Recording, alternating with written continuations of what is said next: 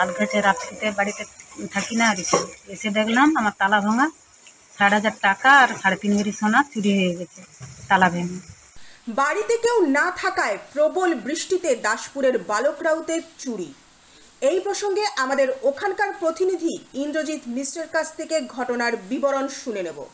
ইন্দ্রজিৎ।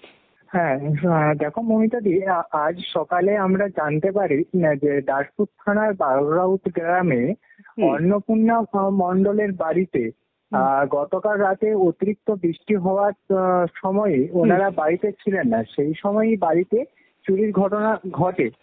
আজ সকালে অন্নপূর্ণা দেবী যখন বাড়িতে ফেরেন তখন দেখেন যে তার বাড়ির মেন গেটের দরজা চাবি ভাঙা। সেই অবস্থায় তারা বাড়িতে ঢুকে দেখে তাদের যে বাড়ির আলমারি, সেই আলমারি ভাঙা এবং তছনছ হয়ে আছে।